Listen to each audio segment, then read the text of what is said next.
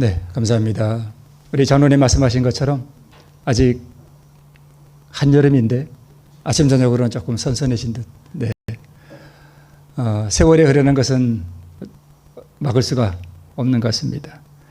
또 이렇게 세월이 흐르다 보면 우리 주님 오시는 그날 또 우리가 볼 수 있지 않을까 싶습니다. 자, 오늘 제목은 제16장입니다. 탕자입니다. 너무 잘 아는 말씀이라 조금 식상할지도 모르겠습니다만은 지난 시간에 우리 예수님의 세 가지 비유 가운데 이런 양의 비유와 또 이런 드라크마의 비유, 그리고 이제 오늘은 세 번째 비유입니다. 탕자의 비유입니다. 이 세 가지 비유가 우리 비유를 통해서 우리 예수님께서 드러내시고자 하는 것이 무엇인가 하면 바로 하나님을 떠나 곁길로 나간 자들에 대한 하나님의 긍휼하심과 또 무한한 그 사랑을 드러내시기 위한 것입니다. 이런 드라크마를 찾는 그 여인의 열성과 수고, 또 이런 양을 찾아서 캄캄하고 흐린 날에 양을 찾아 떠나는 그 목자의 심정, 또 이런 탕자 아들이 돌아오기를 기다리는 아버지의 그 아들을 향한 긍휼, 또 그 사랑이 이 세 가지 비유를 통해서 드러나고 있습니다. 자, 우리 이 탕자의 비유 가운데 아버지는 누구를 나타내는가 하면 우리 하나님을 나타내시고요. 또 형은 바리새인을 나타내고 동생은, 집을 나간 이 동생은 세리와 죄인을 나타냄을 우리가 이해할 수 있습니다. 자, 이 둘째 아들이 아버지의 재산을 미리 좀 달라 그래가지고 그 재산을 가지고 먼 나라로 가서 그것을 다 허비해 버렸습니다. 그러면 이 아버지의 재산이 무엇일까? 아들이 가지고 간 이 아버지의 재산이 무엇일까? 탕자 개인에게 있어서 이 아버지의 재산은 뭐냐 하면 다 허비해버린 이 재산이 뭐냐 하면 아버지가 아들에게 준 젊음, 또 청춘의 활력, 또 그 다음에 재물도 포함될 수 있고요. 또 아들에게 준 달란트, 또 아들에게 있는 또 시간들, 이런 것들이 탕자에게 있어서 아버지의 재산이라고 할 수 있습니다. 이 청춘의 활력이 생명이잖아요. 근데 이 청춘과 이 생명이 물론 다 하나님께로부터 온 것이지만 아버지가 아들에게 준 것이거든요. 그죠? 이것들을 다 젊음을 허비해버렸고, 또 실제로 재물도 허비해버렸고, 또 그 시간도 다 오입하는 데 다 써버렸습니다. 그래서 탕자에게 있어서 아버지의 재산은 바로 이런 것이라고 말씀을 드릴 수 있고요. 또 이 탕자가 또 누구냐 하면 이스라엘 민족이에요. 그래서 하나님께서 이스라엘 민족에게 준 이 재산, 아버지의 재산이 뭐냐 하면 율법, 또 이 이스라엘 민족에게 맡겨놓으신 복음, 또 구원에 이르는 진리, 또 하나님 앞에 예배를 드리는 그러한 제사 제도, 이러한 것들, 그러니까 이스라엘 민족을 통해서 하나님께서 우리에게 전해 주시고자 했던 이러한 모든 진리에 관한 복음들, 이런 것들이 바로 아버지의 재산입니다. 탕자가 이 아버지의 재산을 다 허비했던 것처럼 이스라엘 민족도 아버지께로부터 받은 이 율법과 복음과 진리와 이러한 예배들을 사실은 다 탕진해 버렸습니다. 또 탕자뿐만 아니라 큰형에게 있어서도 이 아버지의 재산을 이 큰형은 자신만의 전유물로 생각했고, 또 이 재산을 아버지가 자기에게 준 어떤 선물로 생각하지 않고 종의 정신으로 살았었습니다. 아버지의 은혜에 대한 감사와 찬양도 없었고, 그래서 이 큰형은 바로 바리새인들을 상징하고 있고요. 또 민족적으로도 탕자인데, 이 민족적으로 이스라엘 백성들은 하나님께서 자기들에게 주신 이 복음을 자기 민족의 전유물로 생각했습니다. 그래서 이방 사람들은 어차피 구원을 못 받는다고 생각했습니다. 어차피 지옥에서 땔감들이라고 생각했어요. 아우, 저 땔감들, 지옥에 들어가서 타버릴 저 땔감들, 이렇게 생각했습니다. 그래서 하나님께서 자기 민족만 이뻐하고 이방 민족들은 미워하는 줄로 대단히 착각하고 살았죠. 그래서 자기 민족의 도구로 이것을 다 사용하고 소비해버렸습니다. 그래서 사실은 이스라엘 민족 전체가 다 뭐예요? 탕자입니다. 그리고 오늘 여기 앉아있는 우리도 사실은 다 뭐예요? 탕자예요. 우리가 마음속에 하나님의 복음이 이루어지는 것을 우리가 구원을 얻는 경험이라고 할 수 있죠.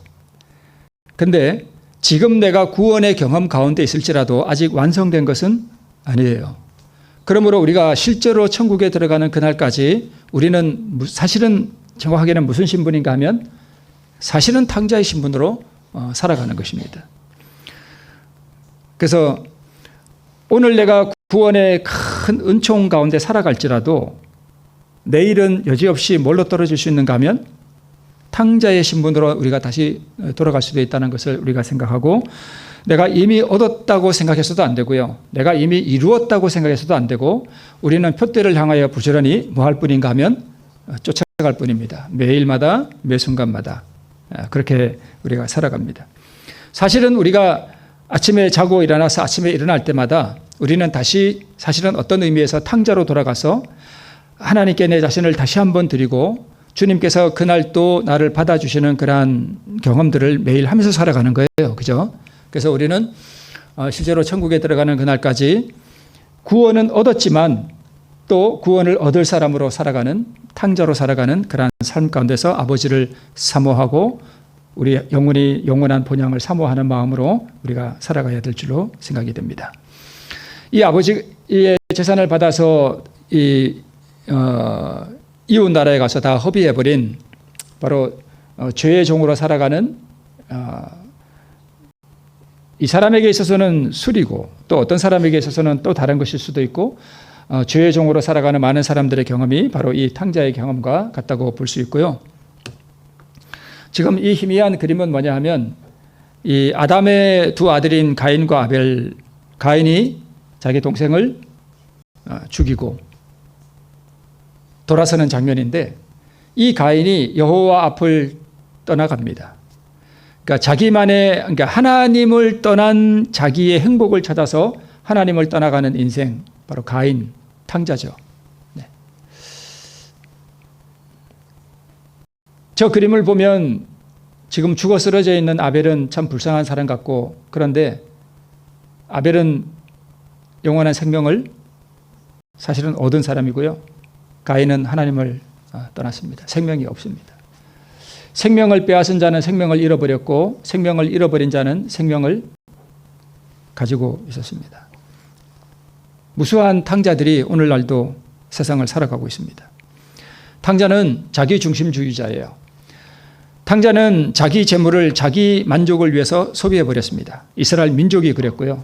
오늘 또 우리가 우리에게 주신 이 복음, 이 진리, 이것들을 나만을 위해서 살아간다면 바로 우리도 그냥 같은 탕자라고 볼 수 있습니다.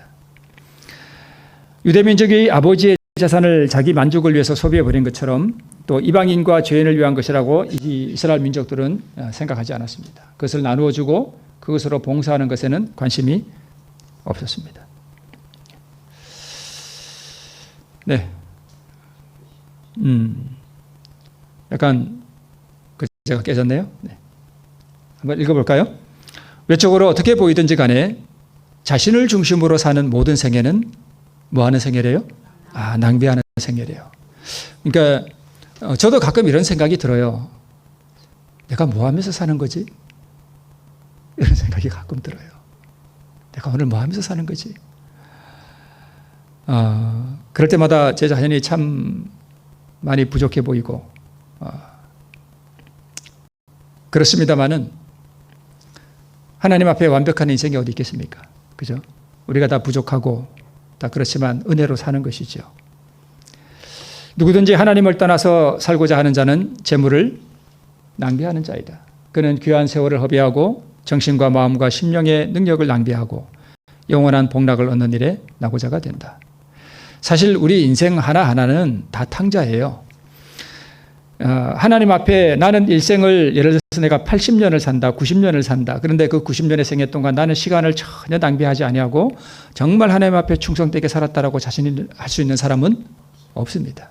다 낭비한 인생을 살았고, 그 위대한 솔로몬도 많은 세월 동안 낭비한 생애를 살았습니다.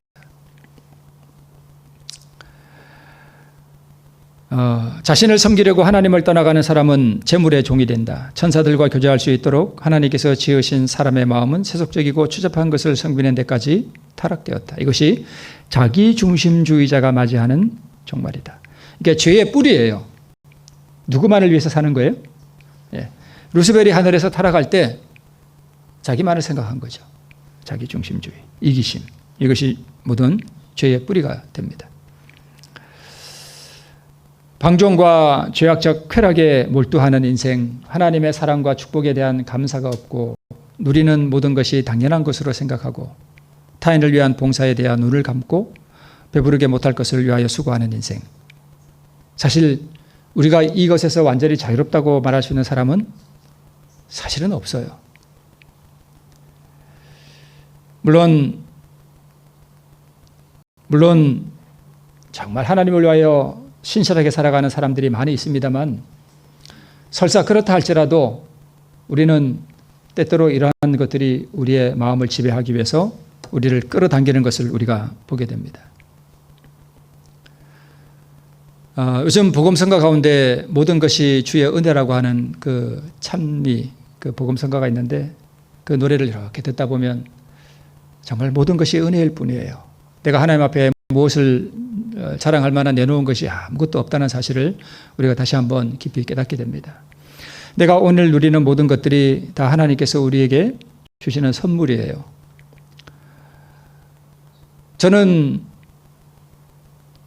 여러분 이 더운 날 힘들게 농사하시고 그거 배추 농사하셔서 그 가을에 걷어가지고 그 추운데 절궈가지고 팔고 그죠? 근데 사실 저는 좀 어떻게 보면 이렇게 저는 뭐 밖에 나가 돈을 벌지는 않잖아요. 제가 가끔 그런 생각이 들어요. 성도들이 이렇게 삶의 그 일선에 나가서 힘들게 이렇게 일해서 수입을 얻으시고 이렇게 농사하시고 그런 것들을 저는 선물로 이렇게 받을 때가 있어요. 그죠? 그럴 때마다 제가 좀 그런 게 느껴져요. 제가 받는 하나하나가 다 하나님께서 나에게 주시는 선물이고 오늘 내가 하루 살아가는 것이 그분께서 늘 채워주시는 은혜로 살아간다는 것을 그런 것을 통해서 조금 느끼게 됩니다. 우리가 비록 열심히 일은 하지만 그 모든 것들이 다 하나님의 선물이고 은혜예요. 그죠? 자, 이 젊은이는 생각이 참 짧았습니다. 우리 젊은 사람들이 좀 생각이 짧잖아요. 그죠? 이 아버지의 재산을 가지고 갈 때 남겨진 아버지의 슬픔과 그 가정에 드리운 어두움을 이 젊은 청년은 생각하지 못했습니다. 아버지의 고통과 아들을 향한 아버지의 그 애타는 사랑을 이 아들은 생각하지 못했습니다. 그래서 우리도 혹 우리가 죄악에 방종할지라도 하나님께서 우리를 사랑하시고 나를 향한 아버지의 그 아픔, 그 슬픔을 우리가 조금 헤아릴 수 있다면 우리가 신앙을 이렇게 점점 이렇게 해나가면서 느끼는 것이 무엇이냐 하면 하나님 아버지에 대한 이해가 그나마 조금씩 나아진다는 느낌을 가져요. 그분이 내가 이렇게 전에는 이렇게 제가 무슨 잘못하거나 그러면 약간 좀 그런 게 있었어요. 율법주의적인 바리새인적인 정신으로 하나님께서 나를 이렇게 엄하게 바라보시고 이렇게 혼낼 것 같은 그런 걸 조금 느꼈거든요. 근데 하나님에 대해서 이렇게 조금 알아갈수록 제가 실수하고 넘어질 때라도 그분이 참 자비로운 눈으로 나를 바라보신다는 걸 조금 철이 들어가는 것 같아요. 아버지 하나님께서 나를 향해 가지신 그분의 마음이 언제나 긍휼하심이라고 하는 것을 조금 느껴가는 것 같아요. 우리도 왜 자식들이 철들어가면서 아버지를 또 어머니에 대한 어떤 그런 마음들을 조금 이해해 나가잖아요. 그죠? 그런 것처럼 우리도 하나님에 대해서 자꾸 알면 알수록 나를 향한 그분의 마음이 언제나 긍휼과 자비로 열려 있구나 하는 것을 우리가 조금 이해하게 됩니다. 그래서 그런 하나님 아버지께 우리가 더 가까이 가고자 하는 마음이 우리 마음 가운데 드는 것을 우리가 알 수 있습니다. 자, 그러면 이 앞에 있는 드라크마와 이 잃은 양의 비유와 이 탕자의 비유가 다른 게 뭐냐 하면 복음의 또 다른 측면을 하나님께서 이 탕자의 비유를 통해서 우리에게 주신다는 것입니다. 자, 드라크마를 잃어버린 이 여인은 옛날 이스라엘 집들은요, 우리처럼 이렇게 창문이 별로 없어요. 그래서 문 하나 있고, 뭐 그냥 이렇게 해서 낮에도 이 방이 상당히 어두웠다고 합니다. 그래서 무엇을 잃어버리면 그것을 찾기 위해서 뭘 켜야 되는가 하면 불을 켜야, 등잔을 켜야 되는 그러한 집이었다고 합니다. 그래서 이런 드라크마를 찾기 위해서 등불을 켜고 그것을 찾는 이 여인의 열성과 또 수고, 이런 것들이 좀 부각되는 면이 있고요. 그죠? 그 다음에 잃은 양의 비유에 있어서도 이 홀로 잃어버리진 이 양을 찾기 위해서 목자가 얼마나 수고하고 또 애쓰는가에 대한, 그래서 우리 하나님 아버지께서 우리를 찾기 위한 그분의 희생과 그분의 열성 또 그분의 수고, 이런 것들에 대한 아버지 하나님의 사랑에 대한 표현이 여기 두 비유 가운데 두드러지고 있습니다. 자, 잃어버린 것을 찾기까지 자신을 돌아보지 않는 이 주인의 사랑, 우리 하나님 아버지의 수고와 노력, 그분의 희생이 또 여기 나타나고 있습니다. 그런데 이 탕자의 비유에서는 초점이 약간 조금 다릅니다. 그것은 뭐냐 하면, 자, 만약에 이 잃은 양을 잃어버린 이 목자가 이제 막 그 어두운 밤에 가서 이 양을 찾았습니다. 그런데 만약에 이 목자가 이렇게 말했다고 한번 생각해 봅시다. 예, 내가 너를 이제 찾았으니까 이제 너 집으로 돌아갈지 말지는 네가 결정해야 한다. 이렇게 말했다고 생각해 봅시다. 이게 말이 되나요? 안 되죠. 잘 안 되죠. 근데 복음에 이런 측면이 있다는 거예요. 이게 무슨 뜻인가 하면, 하나님께서는 우리가 다 탕자잖아요. 이 지구가 다 탕자예요. 근데 아버지 하나님께서 우리를 찾기 위해서 그 아들 하나님을 인성으로 이 땅에, 성육신으로 이 땅에 보내셔서 우리를 위하여 희생하게 하셨습니다. 그래서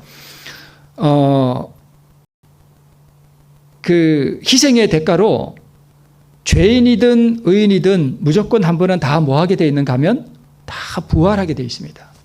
악인도 다 부활하고요. 의인도 부활하고요. 그런데 의인은 뭐 하기 위해서 부활하고요? 영원한 생명을 얻어 하늘 가기 위해 부활하고, 악인은요, 심판을 받기 위해서 부활합니다. 자, 내가 이제 너를 찾았으니 이제 집으로 돌아갈지 말지는 너가 결정해야 한다라고 양에게 말하지는 않아요. 그런데 하나님께서는 죄인을 강제로 집으로 데려가지는 않습니다. 이게 복음의 또 다른 측면이에요. 하나님께서는 이제 우리가 만약에 양이라고 합시다. 그 우리가 찾아오셨어요. 우리가 찾았어요. 근데 이 양을, 자, 이 양이 우리라면 이 양이 왜 떠났을까요? 탕자에 비유해 보면 집이 싫었던 거예요. 그래서 떠나갔어요. 찾았어요. 그렇다면 어떤 의미에서 이 양에게 집으로 돌아갈지 말지 너 결정해야 된다. 만약에 하나님께서 우리를 위해서 그분의 생명을 다 주셨는데 우리의 의사와 상관없이, 우리의 선택과 상관없이 우리를 하늘에 다 데려가면 하늘이 어떻게 될까요? 또 죄가 생깁니다. 이 죄를 영원히 끝내야 돼요. 그래서 만약에 이 우리를 떠난 양이 이제 목자가 갔는데 같이 우리를 떠난, 여기 양은 100마리 중에 한 마리가 떠나갔지만 사실 우리는 많잖아요. 그죠? 잃은 양이 많아요. 근데 이 잃은 양이 나가서 지 친구들하고 재미있게 놀고 있다면 양이 집으로 가려고 할까요? 안 가려고 할까요? 안 가려고 그럴 거예요. 그죠? 네. 왜 이 양이 이제 만약에 주인을 떠나서, 우리를 떠나서 그 밤의 어두운 공포와 우 하고 그 늑대 우는 소리, 만약 이런 걸 들었을 경우 양이 얼마나 무섭겠어요. 그리고 그 비바람이 치는 거기서 지친 마음과 지친 몸으로 또 연약하고 또 배도 고프고 너무 곤고하고 부드러운 목자의 음성이 너무 그리울 때 그때는 목자에게 안겨서 돌아갈 수 있습니다. 그렇죠? 그런데 그렇지 않다면 돌아가지 않을 거예요. 자, 이 그림은 누군가가 잘 그린 그림인데 이게 무슨 그림 같습니까? 네, 탕자예요. 그죠? 탕자가 지금 뭐 하고 있어요? 친구들하고 또 여자들하고 뭐 마시고 있어요? 술 먹고 지금 놀고 있습니다. 뭐가 있으니까요? 돈이 있으니까 지금 놀고 있습니다. 만약에 이때 아버지가 이 아들을 찾아서 뭐 하고 있냐? 그리고 집으로 가자. 그러면 갈까요, 안 갈까요? 안 갑니다. 전에도 한 말씀 드렸던 것 같은데 이런 아들을 집에 데려다 놓으면 또 가출합니다. 그죠? 또 가출해요. 그래서 하나님께서 죄인을 강제로 하늘에 들어가지 않으십니다. 이 아들이 집으로 돌아간 그 결정적인 이유 중에 하나가 뭐냐 하면 누가복음 15장 13절에 보면 그 아버지의 재산을 뭐 한 후에요? 다 없이 한 후에. 그때에야 돌이킵니다. 다 없이 한 후에. 돈이 있는 동안은 집에 돌아가지 않습니다. 이 그림은 혈루병 앓던 여인이 예수님의 옷자락을 만지는 그 믿음으로 구원을 받는 그 그림을 이렇게 참 그려놨습니다. 물론 이제 그림을 이렇게 그릴 수밖에 없겠지만 실제로는 사람이 너무 많아서 이 여인이 예수님에게 접근하는 것조차 어려웠습니다. 겨우 그 군중을 비집고 들어가서 옷자락을 만지는 그 믿음을 겨우 행사했습니다. 그런데 성경은 무엇을 말하고 있는가 하면 이 여인도 재산이 있었죠. 근데 이 재물을 다 뭐 하는 데 썼는가 하면 병 고치기 위해서 병원 다니느라고 다 써버렸습니다. 그래서 돈이 하나도 주머니에 동전조차도 하나도 없어진 후에야 예수님께 가서 옷자락을 만지는 믿음을 행사할 수 있었습니다. 그래서 아버지께서 이 아들을 찾아 나가지 않은 이유가 바로 그것입니다. 집에서 기다렸습니다. 오늘 또 오나 내일 또 올까 동구 밖을 바라보면서 기다렸습니다. 사실 탕자에 비해서 아주 중요한 그 구원의 요소가 뭐냐 하면 자기 스스로 돌이켰습니다. 물론 이제 우리에게 적용해 보면 성령의 역사가 없으면 우리는 스스로 돌이킬 수도 없습니다. 그래서 성령께서 우리에게 돌이키도록 호소하시고 그것을 최종적으로 결정하고 선택하는 것은 누구예요? 내가 해야 되는 것입니다. 두 가지가 스스로 돌이키게 만들었습니다. 하나는 자신의 비참한 현실에 대한 자각입니다. 두 번째는 아버지의 사랑의 품성에 대한 자각입니다. 제가 이게 하나님에 대해서 자꾸 이렇게 깨달아갈수록 그분의 성품이 내가 잘못하고 실수하고 연약하여 넘어질 때라도 그분은 나를 향하여 자비하신 분이시라는 것을 제가 뭐 해간다고요? 조금 깨달아간다고요. 그걸 깨달아야만 우리가 넘어지고 또 죄악 가운데 있을 때라도 아버지께로 돌아갈 수가 있어요. 이 두 가지예요. 자, 자신의 비참한 현실에 대한 자각입니다. 그대가 이러한 생애를 선택했다면 그대는 양식 아닌 것을 위하여 돈을 허비하며 배부르게 못할 것을 위하여 수고하고 있다는 것을 알아야 한다. 그대에게는 타락한 그대 자신을 깊이 자각할 때가 있을 것이다. 사실 우리는 우리 자신이 얼마나 더럽고 타락한지를 잘 몰라요. 만약에 우리가 얼마나 내가 더럽고 타락했는지를 우리의 죄성을 있는 그대로 다 본다면 우리는 얼굴을 못 들어요. 사실은 아마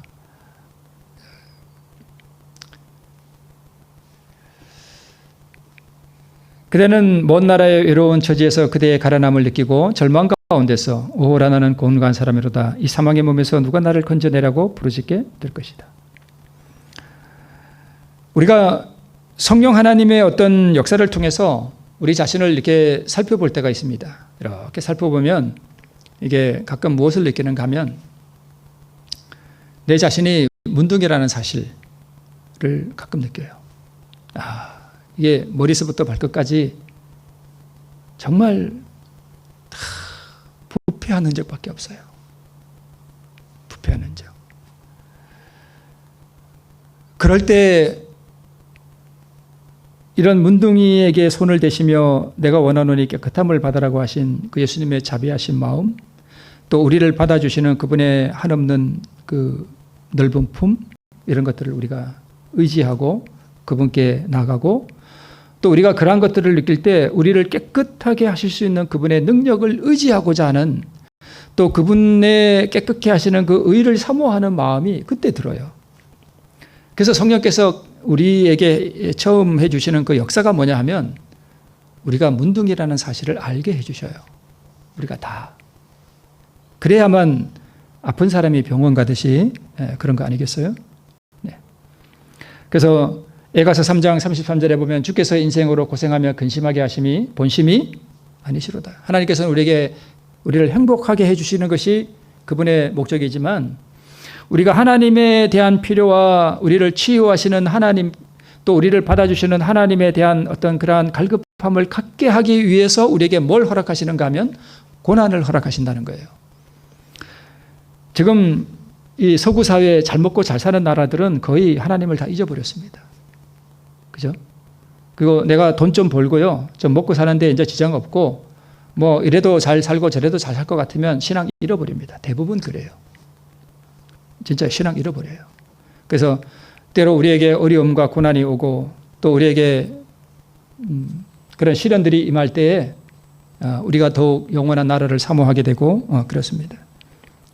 내가 육신의 연약함을 가질 때 그때 또 치유하시는 하나님의 은총을 바라보게 되고 그렇게 되겠죠.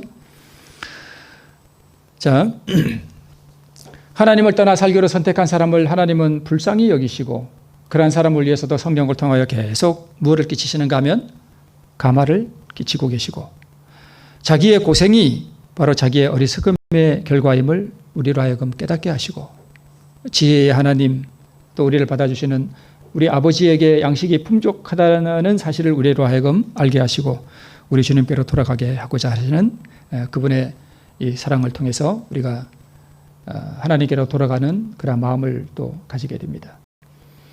탕자는 비록 가련한 처지에 있었으나 자기 아버지의 사랑을 확신하고 소망을 갖게 된다.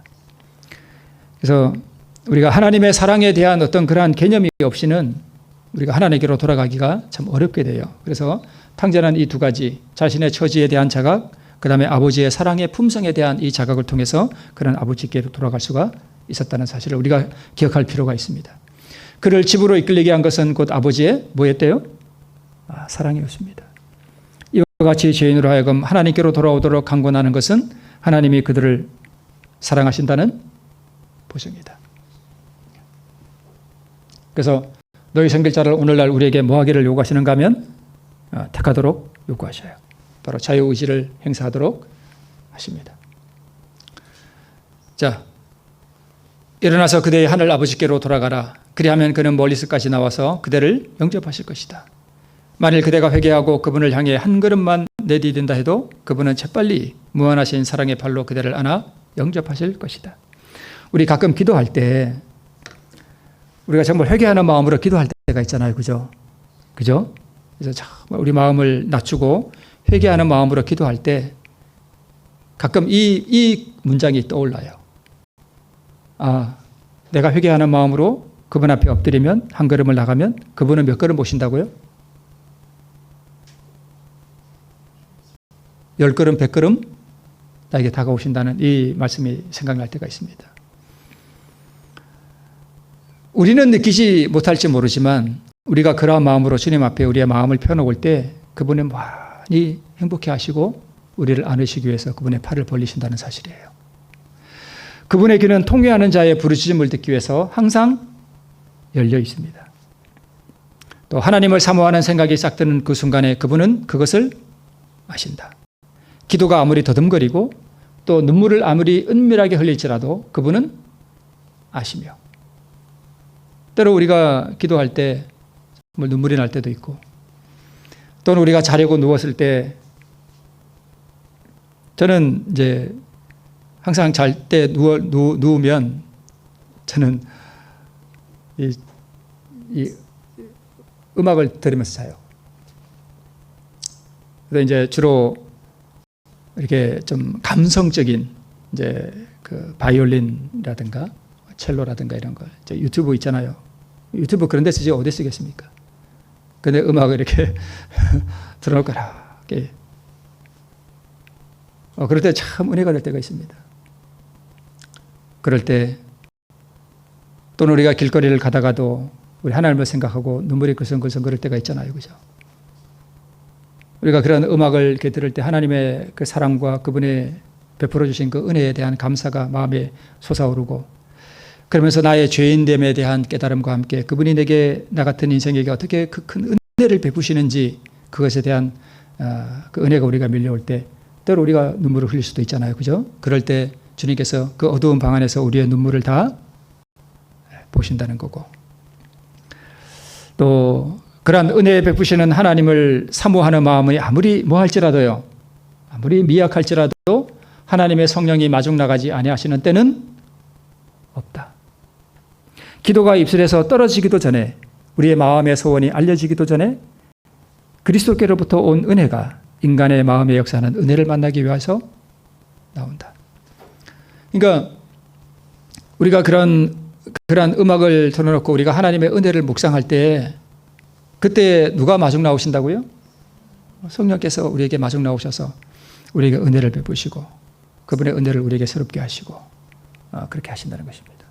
그게 우리가 매일마다 매 순간마다 우리의 마음을 아버지께로 돌이키는, 탕자가 이에 스스로 돌이켜 아버지의 그 사랑의 품에 돌아가기 위해서 계속 그분을 찾는 그런 과정이라고 할 수 있겠죠. 각 시대의 바리새인, 주로 모태교인이라고 다 그런 것은 아니지만, 각 시대의 바리새인, 모태교인들은 별로 죄를 안 짓잖아요. 그죠? 아버지 엄마 따라 교회 잘 다니고 담배를 피워 술을 마셔 한 번도 술 한 방울도 마신 적이 없고, 교회 활동 열심히 하고, 그러면 좀 죄송한 말씀 같지만 자기가 죄인인지 잘 모를 수가 있어요. 그죠? 그럴 수가 있어요. 그래서 자기 자신이 죄인인 줄 모르고 자기를 의롭게 여길 수 있는데, 이런 분들이 그렇게 또 남을 비평하고 그러지는 않더라고요. 근데 그렇지만 또 남을 비평하는 정신이 생길 수 있습니다. 그래서 주님께서 우리에게 말씀하시는 게 뭐냐면, 우리가 정말 타락하고 죄 많은 사람에게도 이는 내 동생이 아니냐라고 우리 하나님께서 우리에게 말씀해 주십니다. 죄의 가증함에 대해 깨닫는 사람, 양심의 죄의 무거운 짐을 느끼는 사람, 죄의 무서운 지배로부터 벗어나고 싶은 사람, 죄업 열매로 배를 채우는 삶의 염증을 느끼는 사람. 그래서 때로 우리 삶이 너무 평안하면 안 돼요. 좀 여러분 죄송한 말씀인데, 너무 평안하면 하늘 집으로 돌아가고 싶은 마음을 갖기가 조금 어려워요. 그죠? 그래서 지업 열매도 좀 먹고, 내가 왜 이렇게 살지? 내가 오늘 왜 이렇게 하나님을 떠난 삶이 이렇게 비참한가? 라고 하는 좀 그런 여러분, 하나님을 믿고 살면 항상 기쁜가요? 아니에요. 그렇지 않아요. 때로는 참 슬퍼요.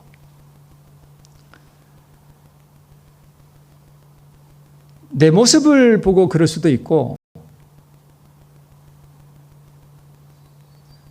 내 가족들, 그죠? 또는 내 교회, 하나님을 믿지 않는 내 형제 자매들 생각하면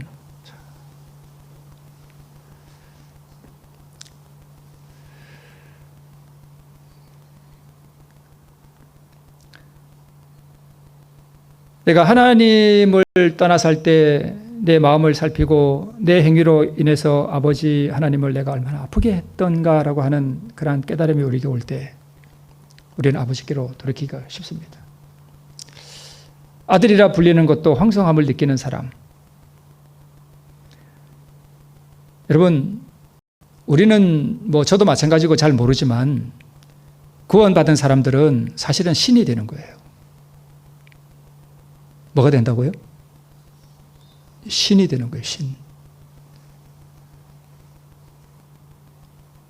왜 그래요? 왜 그래요? 신성의 생명을 받거든요. 예수님이 내놓으셨던 그 신성의 생명을 우리에게 주셔요. 그러니까 우리가 자신은 어떤 의미에서 신이 되는 거예요. 죽을 수 없는 존재가 돼요. 불멸의 존재가 돼요. 구원받은 사람들은요. 영원한 그 무궁한 세월을 말할 수 없는 희락 가운데서 우리가 앞으로 그 무궁한 세월을 하늘에서 살게 될 텐데, 그 하늘에 가서 오늘 집사람한테 제가 이런 얘기 했습니다. 그 하늘에 가서 무궁한 세월이 펼쳐졌고 그 생명 시냇가에서 그 영원 무궁토록 펼쳐질 그 영광된 미래가 영원토록 펼쳐졌을 때 내가 이 땅에 살던 삶을 돌아보면 이 땅에 살던 60, 80, 90평생의 생애가 길까요? 짧을까요? 참 짧아요. 진짜 짧습니다.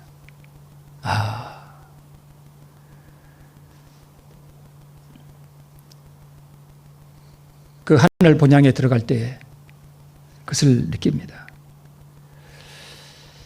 자, 종으로 살아가도 그저 감사한 마음의 준비가 된 사람, 이런 사람들이 바로 우리 주님께로 돌이키고 우리 주님께로부터 영원한 아버지의 품에서 영원한 생명을 누리게 될 것입니다.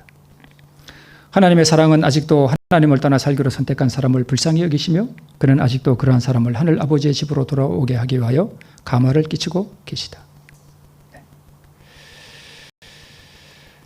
오늘 우리가 다시 한번 하나님 앞에 탕자되었음을 고백하고 그분의 넓은 사랑과 우리에게 베푸신 그분의 은총을 우리 다시 한번 기억하시고 매 순간마다 매일마다 다시 한번 또 그 은혜의 품으로 돌이키는 우리 모든 성도 되시기를 바라면서 말씀을 마치겠습니다.